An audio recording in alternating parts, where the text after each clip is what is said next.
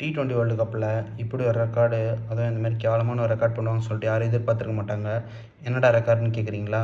அதாவது நம்ம Indian team இருக்குல்ல, இவங்க தான் அந்த ரெக்கார்டை பண்ணியிருக்காங்க. என்னென்னா, பவர் பிளேயில் வந்து அதிகமாக விக்கெட் விட்ட முதல் டீம் அப்படின்னு சொல்லிட்டு, அதுவும் இந்த T20 வேர்ல்டு கப்பில் 4 விக்கெட் விட்டு 46 ரன் அடிச்சிருக்காங்க இந்தியா.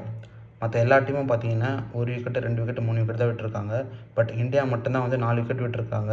அதுவும் வந்து பார்த்திங்கன்னா யூஎஸ்ஏவோட நேற்று எல்லோரும் அந்த மேட்ச் பார்த்துருப்பீங்க கண்டிப்பாக. ஸோ ஒரு கேவலமான பேட்டிங் பெர்ஃபார்மன்ஸு. டாப் 6ல் பார்த்தீங்கன்னா வந்து எல்லாருமே வந்து லெஃப்ட் ஹேண்டர்ஸ் தான். சூரியகுமார் யாதவ் மட்டும் தான் ரைட் ஹேண்ட் பேட்ஸ்மேனு. பேரை வேணால் சொல்கிறேன் பாருங்கள்: இஷான் கிஷன், அபிஷேக் சர்மா, திலக் வர்மா, ரிங்கு சிங்கு, அப்புறமா வந்து சிவம் டுபே. ஓகேவா? So 5 left hand பேட்ஸ்மேன்ஸா.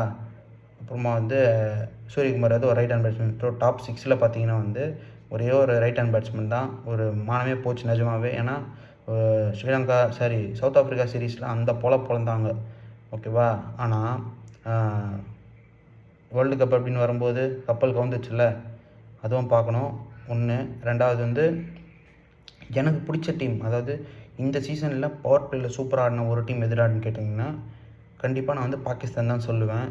என்ன தான் பாகிஸ்தானு சில முட்டாள்தனம் இருந்தாலும் அவங்க மைண்டில் அவங்க பண்ணுற இதெல்லாம் சேட்டைகள்லாம் பார்த்திங்கன்னா வந்து கேவலமாக தான் இருக்கும். பட் ஆனால் வந்து பர்ஃபார்மன்ஸ் நிஜமாகவே சூப்பராக பண்ணியிருக்காங்க. ஏன்னா இதுக்கு முன்னாடி ஒரு ஆஸ்திரேலியாவோட ஸ்பின்னை வச்சு சோக் பண்ணாங்க. இருக்கிற 10 விக்கெட்டையும் ஸ்பின்னர் சேர்த்து தூக்குனாங்க. ஸோ அந்த மாதிரிலாம் ஒரு சீரீஸ் வின் பண்ணி ஒரு வேறு லெவலான கேம்பெயின். அதாவது இந்த வருஷம் வந்து T20 வேர்ல்டு கப்பில் வந்து பாகிஸ்தானும் கலக்குவாங்க அப்படின்ற ஒரு நம்பிக்கை எனக்கு இருக்குது.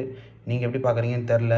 பாகிஸ்தான் அதான் திருப்பி சொல்கிறது ஒன்று தான். பாகிஸ்தான் வந்து அவங்க புத்தி தான் வந்து கேவலமான புத்தியை தவிர அவங்களோட கேம் பர்ஃபார்மன்ஸு சல்மான் ஆகா வந்ததுக்கப்புறமா வேறு லெவலில் போயிட்டுருக்கு. ஸோ அதனால் பாகிஸ்தான் தான் வந்து பவர் பிளேயில் சூப்பராக பர்ஃபார்ம் பண்ணியிருக்காங்க இந்த இப்போ வரைக்கும்.